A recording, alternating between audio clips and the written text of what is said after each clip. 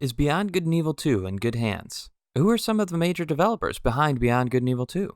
Well, here on the channel, we've been looking back at the development history of Gabrielle Schrager, Guillaume Brunner, and Michel Ancel to see what kinds of games these folks have been working on prior to Beyond Good and Evil 2.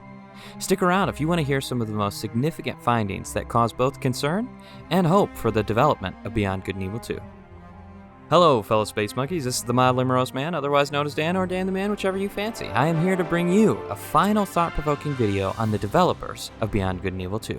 Be sure to subscribe if you want to stay up to date on all things Beyond Good and Evil 2.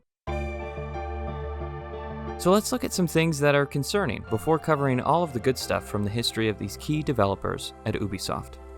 El Peacock, over on the Reddit discussion, pointed out that Michel Ancel being involved in the development of another title alongside Beyond Good and Evil 2 is kind of concerning.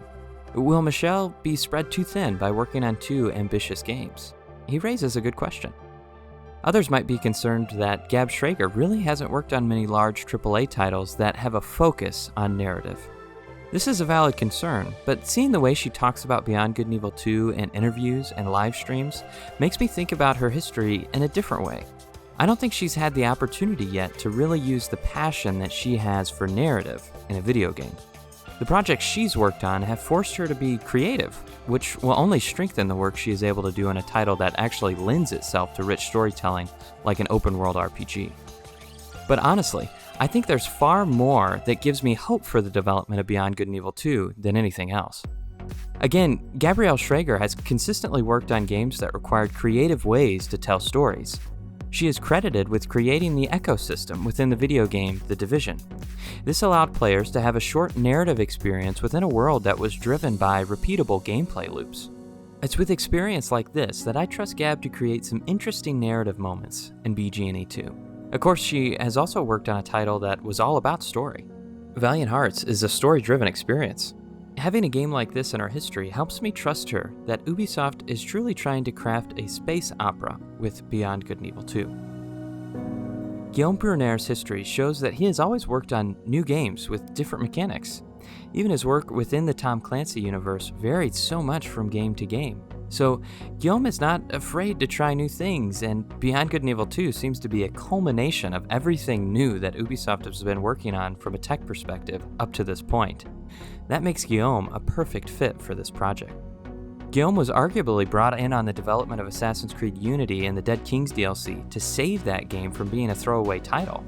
And if this is the case, he should be able to guide a game's development so that it doesn't need saving in the first place. Michel Ancel has had a long history with developing games. He created the Rayman series in 1995, and he has a history of creating colorful games with great music. He's proven himself again and again to be a competent game developer of 2D platformers. Until now, Michel Ancel has not yet had the opportunity to truly realize his vision for what a new game in the Beyond Good and Evil universe could be. Quite frankly, I think this has been a title that has been in a research state of development for Michel Ancel for over a decade. As soon as the technology was getting to the point where it was able to handle what Michel Ancel was dreaming up all along for the Beyond Good and Evil universe, was probably the exact moment when work on the Voyager engine began. I think it's hard to appreciate how ambitious the original Beyond Good and Evil was back in the day. Now, Ubisoft is allowing him to push the technology even further. Michel's history proves that he is a creative and competent game developer up to the task of leading the team behind Beyond Good and Evil 2.